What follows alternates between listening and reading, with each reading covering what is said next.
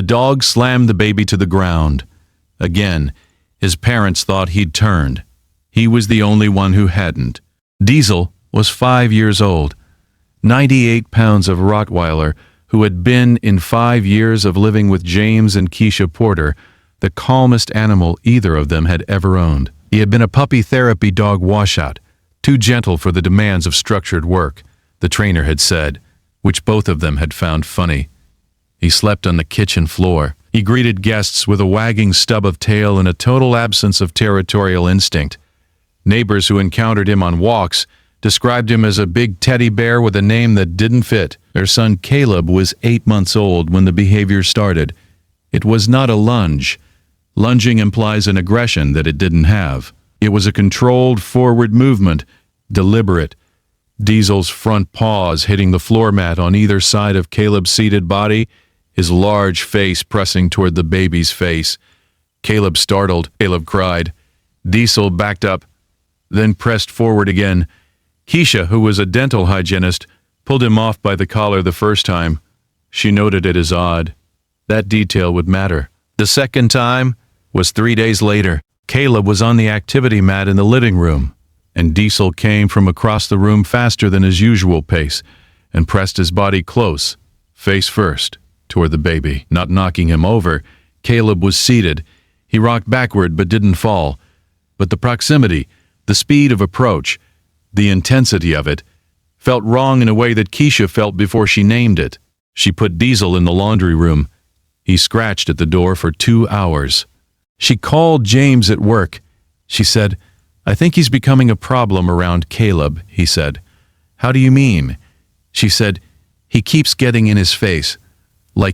She stopped. Like he's checking on him. Like every few days he needs to do this thing." James came home and watched for an hour and didn't see anything, because Diesel was calm when James was in the room, which was itself strange because nothing about Diesel's behavior had ever changed based on who was present. James called his brother Darnell. Darnell said, "A Rottweiler going for a baby? Man, do not wait."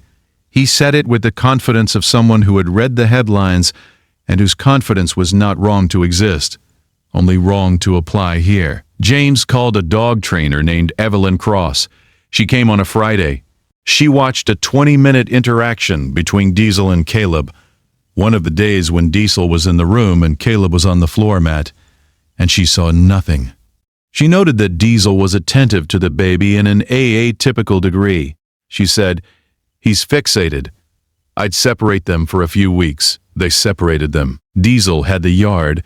He sat at the glass of the back door and watched the inside of the house for 3 days. If you stay for stories about what animals sense before we do, you're in the right place. Subscribe so you don't miss the next one. Keisha's mother came to visit and saw Diesel at the door and said what Darnell had said in different words. James spent an evening on the phone with a Rottweiler rescue organization. He didn't complete the intake form. He didn't know why he didn't complete it. He just closed the laptop.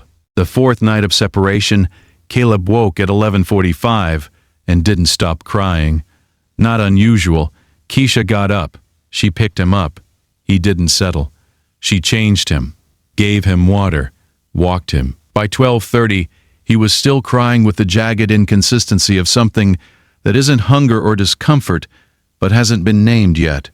She brought him to the living room. She didn't let Diesel in from the yard.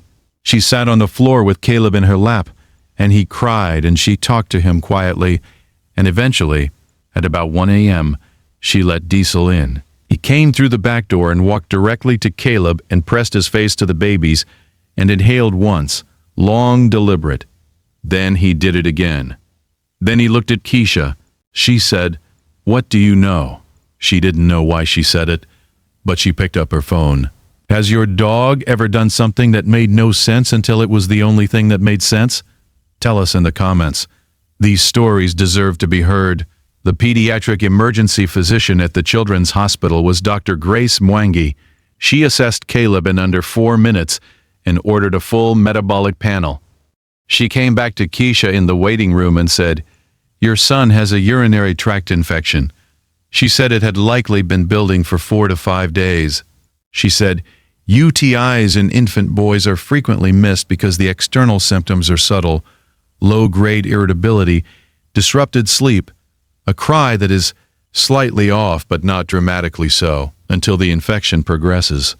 She said, "What brought you in at 1 in the morning specifically?" Keisha said, "The dog kept getting in his face." Dr. Mwangi paused. Then she said, "UTI produces a very specific urinary odor signature, documented in scent detection research. Dogs can identify bacterial infection in urine before it presents symptomatically." She said it the way she might say something she had read once, and filed away for exactly this kind of conversation. Every guardian deserves to be recognized, even the ones who never asked for anything in return. If stories like this matter to you, subscribe so you never miss the next one. Diesel came in from the yard when James opened the back door Friday morning. He walked to the bouncy chair where Caleb was propped, checked him with a single press of his nose, and then went and lay down on the kitchen floor in his spot, stub tail moving, eyes closed within. 2 minutes. James stood in the kitchen for a long moment. He opened the laptop. He deleted the intake form he hadn't sent. The next story involves a dog who woke a family every night for 6 nights before anyone understood, the thing building silently in the walls of their home. Diesel slept on the kitchen floor in the spot he had always slept, and the kitchen was quiet, and Caleb slept in the next room. And for the first time in 2 weeks, the house had the particular piece of something that has been held tightly, finally being allowed to breathe.